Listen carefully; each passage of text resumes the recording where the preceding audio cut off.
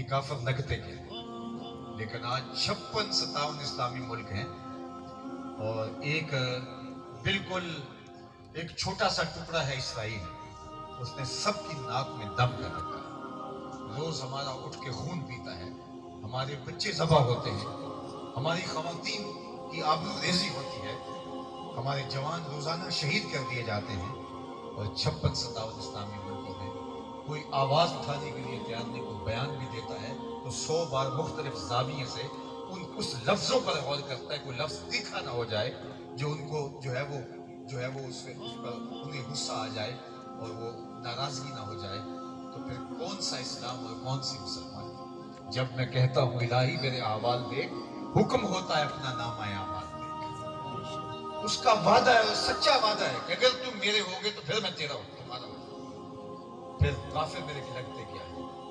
ورنہ دنیا کا ضابطہ ہے، تنے مردہ سے بیزار ہے حق، خدائے زندہ زندوں کا۔ جو محنت کرے گا وہ آگے بڑھے گا، چاہے وہ کافر ہو، اور جو محنت نہیں کرے گا ہاتھ پہ ہاتھ دھر کے بیٹھ جائے گا، اس کو کوئی نہیں پوچھنے والا۔ اقبال نے جب شکوے کی زبان کھولی تو لہجہ بڑا تلخ ہو گیا تھا، رب سے شکوہ کیا، آپ جانتے ہیں فتویٰ بھی متوجہ ہوا، صفائے دہر سے باطل کو مٹایا ہم نے، یہ شکوہ ہے، صفائے دہر سے باطل کو مٹایا ہم نے، نو انسان کو غلامی سے چھڑایا ہم نے، تیرے قرآن کو سینوں سے لگایا ہم نے، تیرے کعبے کو جبینوں سے بسایا ہم نے، پھر بھی ہم سے گلا ہے کہ وفادار نہیں، ہم وفادار نہیں، تو بھی تو دلدار نہیں۔ سخت ہو گئے لفظ، لیکن اب جواب آیا تو سارا نشہ اترتا ہے۔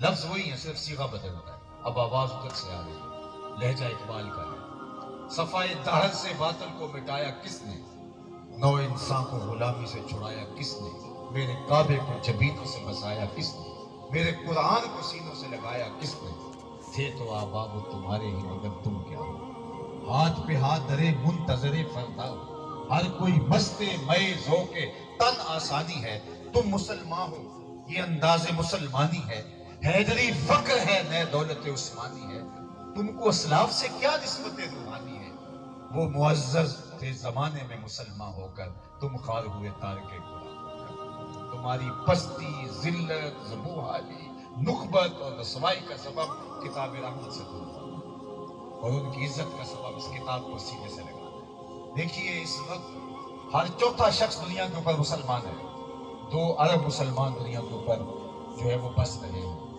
لیکن کوئی استعداد کا حق بھی ہمیں حاصل نہیں ہے۔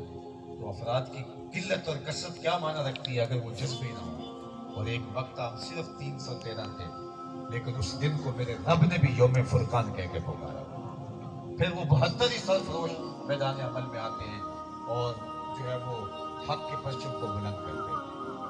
سرخروئی افراد کی قلت و کثرت سے نہیں، ایمانی جذبوں کے ساتھ ہے۔ ہم جب مسلمان بن جائیں گے، عملاً مسلمان بن جائیں گے، میری مراد یہ ہے، تو پھر دنیا کے اوپر مغلوب نہیں ہوں گے، دنیا کے اوپر سر بلند ہوں گے، پھر اٹھنے والے قدم پیچھے نہیں ہٹیں گے، پیچھے مڑ کے دیکھنا بھی ہم توہین جستجو سمجھیں گے، اٹھنے والا قدم منزل کے قریب، منزل سے قریب تر ہمیں کرتا چلا جائے گا، ورنہ سوائے رونے دھونے کے اور سوائے مذمت کی قراردادیں پاس کرنے کے اور کچھ نہیں ہوگا۔ اور یہ میں بتاؤں کہ یہ ہونے والا ہے، یہ اللہ کے فیصلے ہیں۔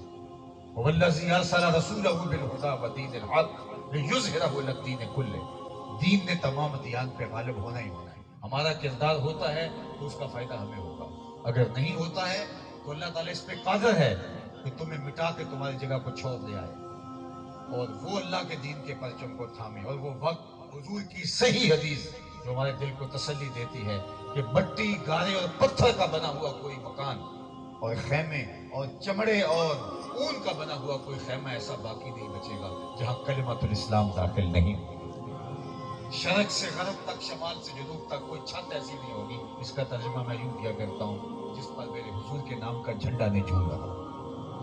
وہ وقت اللہ نصیب فرمائے گا۔ حضرت امام مہدی آئیں گے تو وہ ہمارے فارم ہاؤسوں میں نہیں آئیں گے، حضرت عیسیٰ ہمارے بنگلوں میں نہیں آئیں گے، وہ انہی کے پاس آئیں گے جو اقصیٰ کے دروازوں پہ لڑ رہے ہوں گے حق کے لیے، جن کے ہاتھوں میں تلواریں ہوں گی، جو اللہ کے پرچم کو اونچا کرنے کے لیے ہر شے کو جو ہے وہ داؤ پہ لگانے کے لیے آمادہ ہوں گے۔ حضرت عیسیٰ بھی ان کے پاس آئیں گے، حضرت امام مہدی۔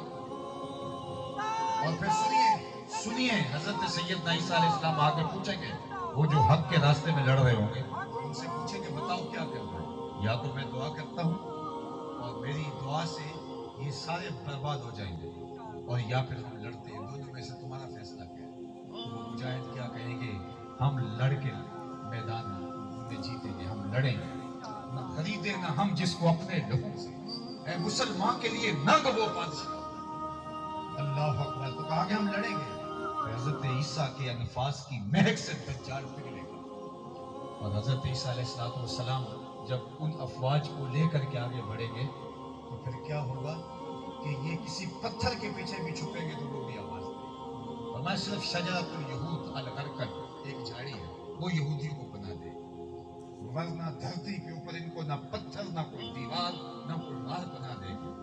और फिर कलिमतुल हक बुलंद होगा, इस्लाम का झंडा ऊंचा होगा। हजरत ईसा सारा काम मुकम्मल करने के बाद हुजूर के रोजे पे जाएंगे।